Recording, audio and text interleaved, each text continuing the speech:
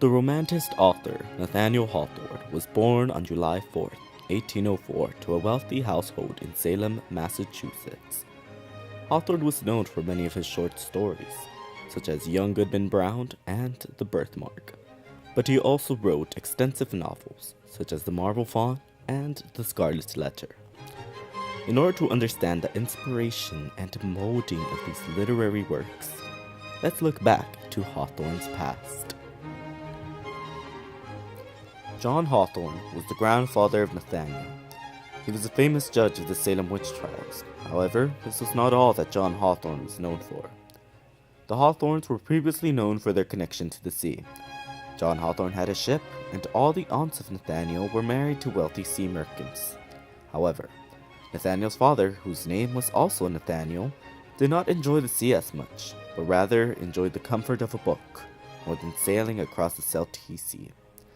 For the purposes of this documentary, we will refer to Nathaniel's father as Captain Hawthorne. Still, Captain Hawthorne had a duty to serve the seas, so he sailed with his ship, who he named Nabby. On a voyage to Suriname in 1808, Captain Hawthorne contracted the fatal yellow fever, which led to his death. He was buried there, and only his belongings on the ship were returned to the now widowed wife, Elizabeth Manning. The news was a complete shock to the family. One of Nathaniel's sisters wrote this about their experience upon receiving the devastating news. I remember very well that one morning, my mother called my brother into her room, next to the one where we slept, and told him that his father was dead. He left very little property, and my grandfather Manning took us home. Nathaniel Hawthorne started a deviation from the sea.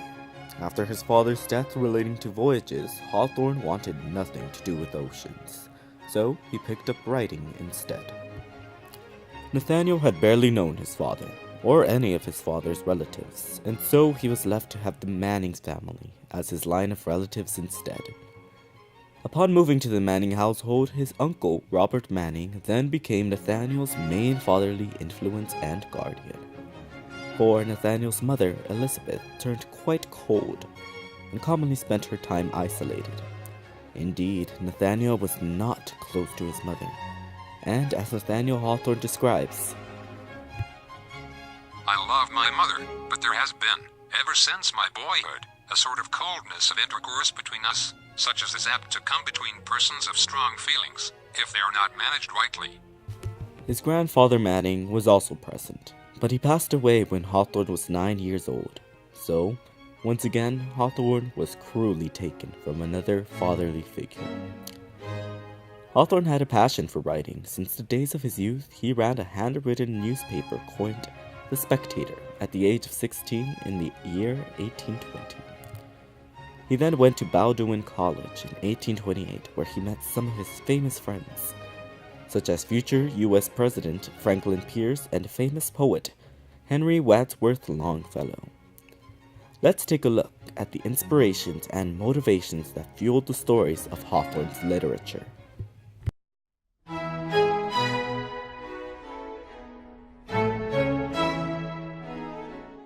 Looking at some of Hawthorne's more notable works stem around the idea of Puritanism, by featuring Puritan settings and Puritan characters in his stories.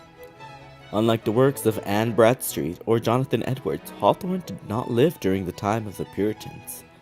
He was even born a century after all the philosophy of Puritanism had died out. So what made him write about this subject instead of contemporary subjects? Hawthorne wrote about the Puritans because he felt traced and linked to them.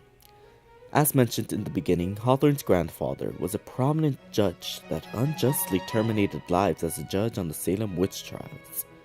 But that was not the beginning. In fact, Hawthorne's great-great-grandfather, Major William Hawthorne, was a prosecutor of many Quakers. Let us take a gander at one of his pieces, John Goodman Brown. The story takes place in the Puritan town of Salem, where Nathaniel was born and the infamy of the Puritans were revealed. The story follows a character by the name Goodman Brown, a straightforward name that this character was the archetype of a good man. The plot follows Goodman Brown as he treads in the woods to meet with the devil. This story shows the common theme that Hawthorne in his Puritan-associated pieces. the theme of sin and morality. Goodman Brown reveals the constant pressure that the Puritans put on their constituents to always be moral and in good faith. However, due to the sense of public morality, the Puritans failed in their own private affairs in regards to religious faith. Just as Goodman Brown failed to be faithful when he was alone in the woods, the Puritans failed to be moral when outside the judgment of their society. Another theme found in Goodman Brown is the idea of the loss of innocence. The devil had no real force in Goodman Brown. Instead, the protagonist chose to follow the devil and show his darker side of thinking to the world. Thus, Goodman Brown was no longer a Puritan who had altruistic characteristics. He became faltered as he gave in to pursue the evil side of his own faith. Hawthorne clearly could see and feel the contempt and tenseness that existed in his ancestors' times. So much he felt shame upon his own last name, and added the famous W in Hawthorne.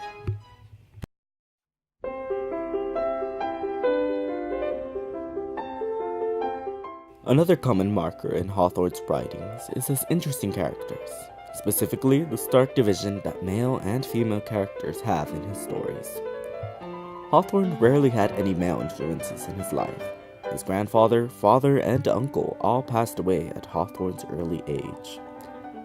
This left Hawthorne to express the male characteristics in his stories not based on himself, but of the attitudes of his dead relatives. The pressure on men was evident in the 19th century, especially after the founding of America, and having the strong influence of the founding fathers cast the new 19th century men in the shadows. In this century, men had to prove their resilientness and notableness, so Hawthorne often wrote what he wanted to be into his writing. Thus, characters of developed intellect and artisticness were created, but they all had the similar conflict of evading their male responsibilities. Looking at one of Hawthorne's pieces, the Blithedale Romance, one can see the interactions between the male and female characters. Specifically, two stand out among them. Zenobia is a feminist who has pride throughout the novel, and Hollingston, who was a philanthropist in reforming young criminals.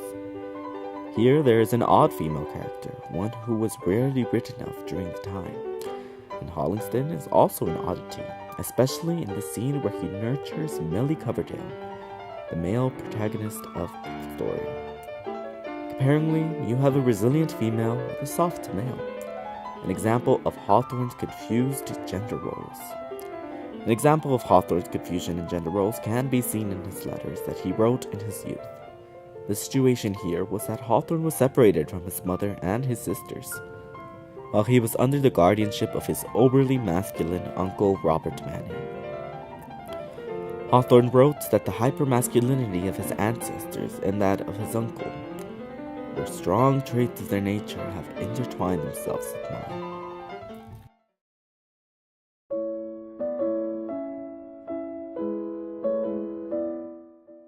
Hawthorne realized the beauty of nature during the period where he broke his foot at the age of 6.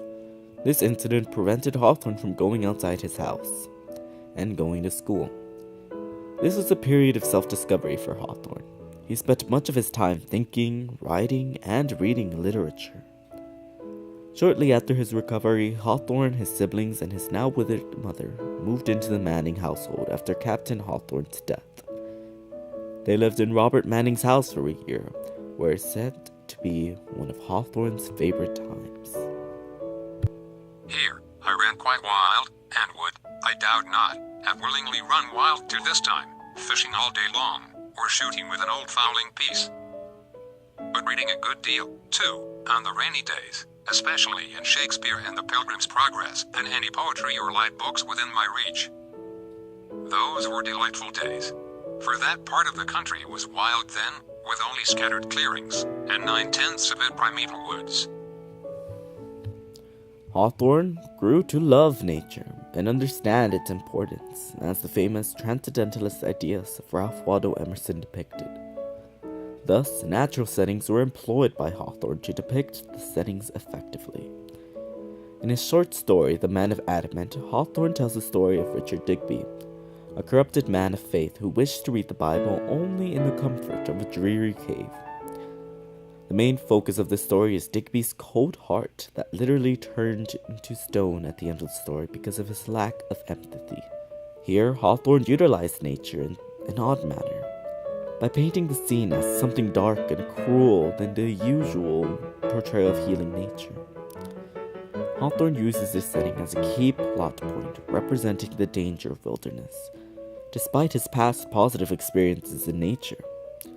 Unlike other stories that only use the setting for environmental context, Hawthorne finds a way to embed the setting as the key plot element, so much so that sometimes nature is the antagonist in the story.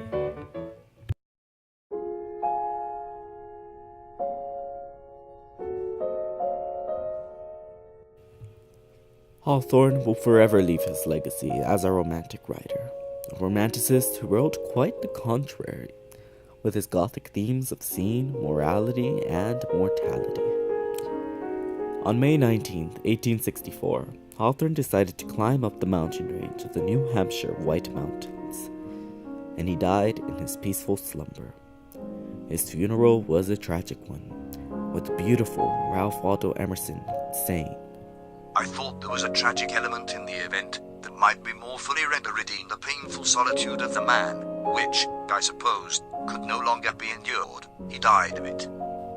With the ideas of Thoreau, Emerson, Whitman, Dickinson, or Hawthorne, authors have a way of influencing us. Their bodies may lie in a cemetery, but may their ideals forever be in our hearts and in our minds.